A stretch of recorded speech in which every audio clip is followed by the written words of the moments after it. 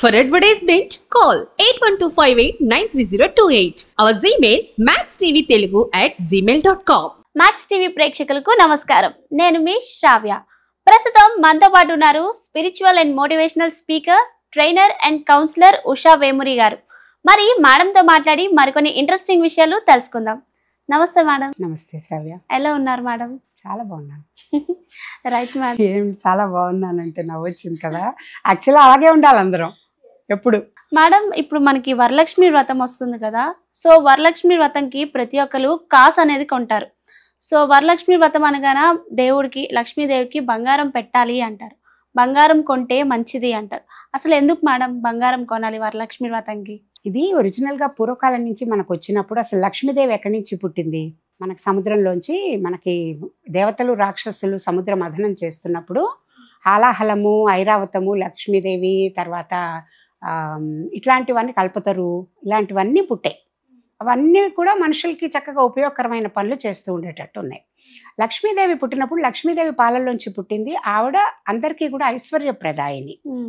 డబ్బులు మనకేమైనా కావాలి అని అంటే, కానీ ఆవిడ ఎవరిని కోరుకుంది? లక్ష్మీదేవి. ఆవిడ డబ్బున్నవాడు వెనక వెళ్ళలేదు, విష్ణుమూర్తిని కోరుకుంది ఆవిడ. అంటే విష్ణుమూర్తి ఆవిడ కోరుకున్నప్పుడు ఆవిడ ఏమనుకుందంటే ఆయనకి సేవ చేస్తూ, పాదాలు ఒత్తుతూ, పాదసేవన చేసుకుంటూ ఆయన దగ్గర ఉండేది. అందుకని ఆయన ఎవరికైతే ఆయన అనుగ్రహం ఉండి ఆయన వెళ్ళి ఇవ్వాలి అని అంటారో అప్పుడు ఆవిడ అనుగ్రహం వాళ్ళ మీద చూపిస్తుంది. మనం 9 చేసుకోవడంలో కూడా అర్థము 8 రకాల లక్ష్మిలు, 9 వరలక్ష్మి వ్రతంకి ఇంపార్టెంట్ అని అనుకుంటాం కదా. ఎందుకంటే 8 రకాల లక్ష్మిలు, అష్టలక్ష్మిలు. మనకు సంతానం లేకపోతే బాధ, తర్వాత ఏది లేకపోయినా బాధ, విద్య లేకపోతే బాధ, తెలివి లేకపోతే బాధ, ధైర్యం లేకపోతే బాధ. ఇట్లా ఒక్కొక్క రకమైన శక్తికి ఒక్కొక్క లక్ష్మీదేవి పేరు పెట్టారు. ఆ శక్తి ఉంటేనే మనకు అది వస్తుంది అని. ఇవన్నిటితో పాటు మళ్ళీ విష్ణుమూర్తికి ఆవిడదే ఉంది కాబట్టి ఎప్పుడు వాళ్ళిద్దరిని సెపరేట్ చేసి చూడకూడదు మనం. సో ఆ 9 అని చెప్పి దానికి పెట్టారు. లక్ష్మీదేవి బంగారం ఇచ్చేది, లక్ష్మి ఇచ్చేది, మనకి ఇచ్చేది, వెల్త్ ఇచ్చేది ఆవిడే కాబట్టి ఆవిడని మనం కొలుస్తున్నప్పుడు ఆవిడని కూడా చక్కగా బంగారం, పూర్తి బంగారంతో మనకున్న నగలు, మన నగలు కూడా ఆవిడకి పెడతాము. కొత్త నగ కొంతమంది అయితే ఇంట్లో అలవాటు ఉంటే ప్రతి సంవత్సరం కొత్త నగ కొని పెడతారు అమ్మవారికి. పట్టు చీర పెడతారు కొత్తది కొని. ఇవన్నీ అలా వచ్చాయన్నమాట. అంటే మనం ఏదైనా కూడా భగవంతుడికి చేసేటప్పుడు పరిపూర్ణ మనస్సుతో మనకున్న దాంట్లో బెస్ట్ది. పండు నైవేద్యం పెట్టినా కూడా అది పాడైపోయిన పండు పెట్టడం మంచిది కాదు. అసలేం పెట్టకుండా నమస్కారం పెట్టుకుంటే చాలు. ఒకవేళ పాడైపోయింది ఉంటే అన్నీ జాగ్రత్తగా చూస్తాం దేవుడికి పెట్టేటప్పుడు. అలాగే అమ్మవారికి పెట్టేటప్పుడు కూడా. అందుకని ఏమన్నారు, ఇప్పుడు లక్ష్మీదేవికి పూజ చేస్తున్నాం కాబట్టి కనీసం ఒక కాసు, ఒక బంగారం, 1 గ్రామైనా, 1/2 గ్రామైనా ఉన్న దాని మీద లక్ష్మీ రూపు, ఆవిడ రూపు ఉన్నది మనము ఆవిడకి ఎందుకంటే మనం నిత్య పూజలు అవి మాట్లాడుకునేటప్పుడు ఒక రకంగా చేసుకుంటాం, పెద్ద పూజలు అమ్మవారివి ఇవన్నీ చేసుకునేటప్పుడు ఒకలాగా చేసుకుంటాం. అప్పుడు అమ్మవారికి మనం పంచామృతాలతో అభిషేకం కూడా చేస్తాం. ఈ లక్ష్మీ రూపు ఉన్నప్పుడు ఏం చేస్తామంటే ఒక వెండి గిన్నెలో కానీ, ఒక వెండి ప్లేట్లో కానీ లక్ష్మీదేవి రూపు పెట్టి దానికి ఆవు పాలు, ఆవు పెరుగు, ఆవు నెయ్యి, తర్వాత చక్కెర, తేనె ఇవన్నీ వేసి అభిషేకం చేస్తాం. మళ్ళీ తీసి నీళ్ళతో చక్కగా అభిషేకం చేసి ఆ లక్ష్మీ రూపుకి గంధము, బొట్టు పెట్టి దేవుడి దగ్గర పెట్టి దాని కుంకుమ పూజ చేసుకుంటాం అమ్మవారికి పూజ చేసేటప్పుడు. సో ఆ రూపుని అందుకని ఏంటంటే అమ్మవారి స్వరూపంగా తీసుకుని కనీసం ఒక లక్ష్మీ రూపైనా కొనుక్కుని మనం పెట్టుకోవాలనేది ఆనవాయితీగా ఎప్పటి నుంచో చెప్తున్నారు. కానీ దీనికి కూడా సూక్ష్మంగా ధర్మ సూక్ష్మాలు చాలా ఉంటాయి. ఇప్పుడు మామూలుగా ఇవన్నీ ఎందుకు చేస్తున్నాం వరలక్ష్మి వ్రతం అన్నీ? హస్బెండ్ హెల్త్కి, హస్బెండ్ ప్రాస్పెరిటీకి అని. ఒకప్పుడు హస్బెండ్ మనకి లైవ్లీహుడ్ కోసము మనకి సంపాదించేది ఓన్లీ మగవాడు. అవును. ఆడవాళ్ళు ఏం చేసేవాళ్ళు ఒకప్పుడు పూర్వకాలం నుంచి ఉన్నప్పుడు ఇంట్లో అన్ని చక్కగా అందరి మేలు కోరుకుంటూ ఇంట్లో చక్కగా ఆరోగ్యాలు అందరికీ ఎట్లా కలుగుతాయి, శాంతిగా ఇంటిని ఎలా ఉంచాలి, అత్తమామల్ని ఎలా చూసుకోవాలి, హస్బెండ్ ఎలా చూసుకోవాలి, పిల్లల్ని ఎలా పెంచాలి, ఇవన్నీ ఆడవాళ్ళు చూసుకునేవారు. హోమ్ ఫ్రంట్ వీళ్ళు చూసుకునేవాళ్ళు, బయట సంపాదించేది మగవాళ్ళు ఇప్పుడు దానికంత ఇది కూడా లేదు. ఎందుకు? హస్బెండ్ 1000 రూపాయలు పెట్టి కొనించగలిగితే చాలా మంది ఆడవాళ్ళు 10,000 చీర కొనుక్కోగలరు. హస్బెండ్ కున్న రెస్పాన్సిబిలిటీస్తో ఒక 1000 రూపాయలు పెట్టి కొనిచ్చచ్చు. కానీ ధర్మం ఏం చెప్తోందంటే, నువ్వు హస్బెండ్ దీనికోసం చేస్తున్నావు, head of the family husband, ఇంటికి పెద్ద కాబట్టి ఆయన ఏం చేస్తే, ఆయన ఏమి ఇస్తే దాన్ని సంతోషంగా తీసుకుంటూ అది నువ్వు కట్టుకోవాలి. నువ్వు కొనుక్కోవచ్చు పెద్ద పెద్ద చీరలు, కానీ హస్బెండ్ తన బడ్జెట్లో తనకి ఇష్టమైన చీర ఒకటి కొనిచ్చాడు. ఒక 1000 రూపాయలు ఉండొచ్చు, 2000 ఉండొచ్చు అమ్మవారికి. ఆ రోజు అమ్మవారికి అది పెట్టి అమ్మవారికి నైవేద్యం మనం సమర్పణ చేస్తున్నట్టు. ఎందుకు షోడశోపచార పూజలో వస్త్రం సమర్పయామి, ఆభరణం సమర్పయామి, 16లో ఇవన్నీ వస్తాయి. ఆభరణం సమర్పయామి, ఆ లక్ష్మీ రూపు పెట్టు, పెద్ద పెద్ద బంగారం కొనలేకపోతే. తర్వాత వస్త్రం సమర్పయామి, ఈ కొత్త చీర అమ్మవారికి పెట్టు, బ్లౌజ్ పీస్ పెట్టి పసుపు కుంకం పెట్టి ఇచ్చాక నువ్వు సాయంత్రం చక్కగా అది ప్రసాదంగా తీసుకుని నువ్వు కట్టుకుంటావు. అది ఆనవాయితీ. ఇప్పుడు హస్బెండ్ పరిస్థితి నీకంత కొనిచ్చేటట్టు లేదు. శాస్త్రం ఎప్పుడు నువ్వు ప్రతిసారి రూపు కొనుక్కోవాలి, ప్రతిసారి పట్టుచీర కొనుక్కోవాలి అని ఎప్పుడూ చెప్పలేదు. ఏం చెప్తుంది, నువ్వు ఉన్న దాంట్లో నీ పెళ్లి పట్టుచీర ఉంది కదా, అది ఎప్పుడు నువ్వు చక్కగా కట్టుకు. పెళ్లి కంటే శుభమైంది ఏముంది? మీ ఇద్దరి జర్నీ ఎక్కడి నుంచి స్టార్ట్ అయింది? హస్బెండ్ తినేది పెళ్లి నుంచి. కాబట్టి ఆ రోజు పెళ్లి చీర పట్టు చీర ఏదైతే ఉందో చక్కగా అది కట్టుకుని పూజ చేసుకోవచ్చు, కొనుక్కోలేకపోయినా నష్టమేం లేదు.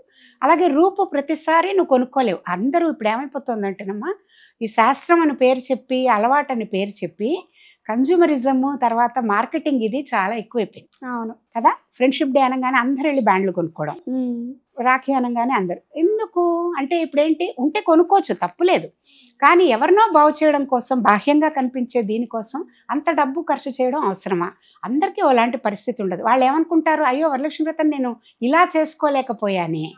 అవసరం లేదు. నీకు కావాల్సింది ఏంటి, భక్తిగా అమ్మవారికి పూజ చేసుకోవడం. సో రూపు నువ్వు ప్రతి సంవత్సరం కొనుక్కోలేకపోయావు అనుకో, నీ దగ్గర ఉన్న రూపు పెట్టుకోవచ్చు. ఒక రూపు నువ్వు ఎప్పుడూ కూడా పర్మనెంట్గా దేవుడికని చెప్పి తీసుకుని ఉన్నది, మళ్ళీ ఆ సంవత్సరం చక్కగా నువ్వు దానికి అభిషేకం అన్నీ చేసుకునేటప్పుడు శుభ్రం చేసి చక్కగా లోపలే పెట్టి దాన్ని అది పెట్టి పూజ చేసుకోవచ్చు. ప్రతి సంవత్సరం కొత్తది కొనాలి అనేదైతే రూల్ లేదు. కుదిరిన వాళ్ళు కొనుక్కోవచ్చు. రూపెందుకు, నువ్వు చక్కగా ప్రతి బంగారు నగే కొత్తది కొని ఆభరణం అన్నప్పుడు అమ్మవారికి పెట్టచ్చు, అది మళ్ళీ వాడుకోవచ్చు. నాకు తెలుసు చాలామంది నా ఫ్రెండ్స్ చుట్టాలు ప్లాన్డ్గా ఉన్న వాళ్ళు ఏం చేసేవాళ్ళంటే, ప్రతి సంవత్సరం ఆడపిల్ల పుట్టింది అంటే దానికి ఒక 8, 9, ఆ పాపకి ఒక 7, 8 వయస్సు వచ్చినప్పటి నుంచి ప్లాన్ చేస్తారు. ఆ అమ్మాయి 20, 25 ఏళ్ళకి ఆ అమ్మాయి హైయర్ ఎడ్యుకేషన్కి, పెళ్ళికి, అన్నిటికీ కదా.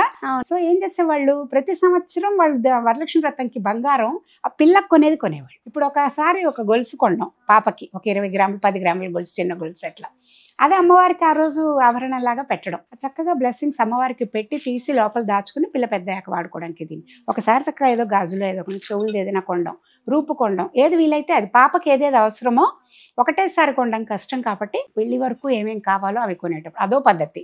కుదిరితే మామూలుగా కొనుక్కోవచ్చు, ఎవరి ఆర్థిక స్తోమతను బట్టి, వీలుని బట్టి. ముఖ్యంగా వీటన్నిటికంటే ముఖ్యంగా ఇంకోటి ఏం చెప్పాలంటే, శాస్త్రం ప్రకారం చెప్పేది శాస్త్రంలో ఉన్నది, కానీ మన ఇంట్లో, మన అమ్మ వాళ్ళ ఇంట్లో అలవాటు ఏంటి, అత్తగారి ఇంట్లో అలవాటు. అత్తగారు వాళ్ళ ఇంట్లో అలవాటు మనం వెళ్ళబోయే ఇల్లు కాబట్టి వాళ్ళ ఇంటి ఆనవాయితీ మనం పాటించాలి. అవును. కొంతమంది ఇళ్లలో కొన్ని నమ్మకాలు, కొన్ని ఎన్నో రోజుల నుంచి జరుగుతున్న ప్రక్రియ వల్ల ఒకలాంటి కార్యక్రమం ఇలాగే చేస్తారు అని పద్ధతి. వరలక్ష్మి వ్రతం వాళ్ళ ఇంట్లో ఏం అలవాటు, ఎలా చేసుకుంటున్నారో దాన్ని బట్టి వీళ్ళు ఫాలో అవ్వాలి. అదమ్మా కాసు వెనకున్న విశేషం. మేడం, మరి వరలక్ష్మి వ్రతంకి చాలా మందికి ఒక డౌట్ ఉంటుంది, ఉపవాసం ఉండాలా వద్దా అన్నది.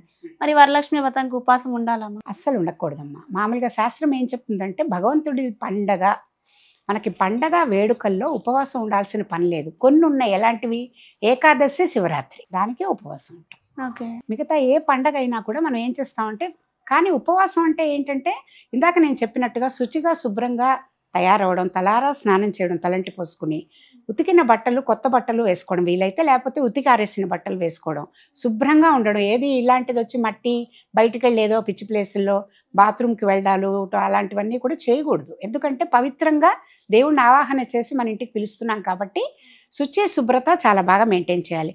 మరి శుచి శుభ్రత పాటించినప్పుడు తినేసి పూజ చేస్తామా? చెయ్యం. కాబట్టి పూజ జరిగే వరకు సాలిడ్స్, ఉడికినవి తినకూడదు. కాఫీ, పాలు ఇట్లా మనం ఇప్పుడు ఆరోగ్య పరిస్థితులను బట్టి కొంతమందికి షుగర్, బీపీ అవన్నీ ఉంటాయి, థైరాయిడ్ ఉంటుంది, మందులు వేసుకోవాలి.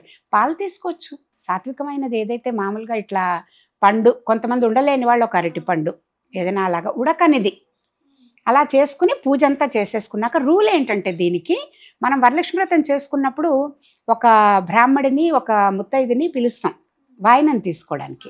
బ్రాహ్మడికి కూడా వాయినం ఇస్తాం, కొంతమంది ఇళ్లలో అలవాటు ఉంటుంది. ఎక్కువ మంది ముత్తైదుకు ఒకటే వాయినం ఇచ్చి ఆవిడకి భోజనం అది పెడతారు. ఆడవాళ్ళని ముత్తైదుగా పిలిచి భోజనం పెట్టినప్పుడు ఆవిడని ఏమని భావిస్తున్నాం మనం? వరలక్ష్మి స్వరూపంగా భావిస్తున్నాం. భావించి ఆవిడని మన ఇంటికి పిలిచినప్పుడు ఆవిడ భోజనం చేయకుండా మనం తింటామా? తినకూడదు. కాబట్టి అంతవరకు మనం అసలు ఏమీ తినడానికి వీల్లేదు. అదే ఇంకోటి ఏంటి, మనం వాళ్ళని పిలిచినప్పుడు ఆవిడకి భోజనంకి దీనికి పిలిచినప్పుడు కూడా ఆవిడకి ముందు పెట్టి పూజ చేసేసి అమ్మవారికి నివేదన పెట్టి నైవేద్యం ఏదైతే మనం చేసామో అవన్నీ తర్వాత ఆవిడకి భోజనం పెట్టి ఆవిడ భోజనం అయ్యాక హస్బెండ్ నువ్వు కలిసి తింటే ఓకే, లేదా హస్బెండ్ కూడా తిన్నాక నువ్వు తినాలి. అది పద్ధతి మామూలుగా.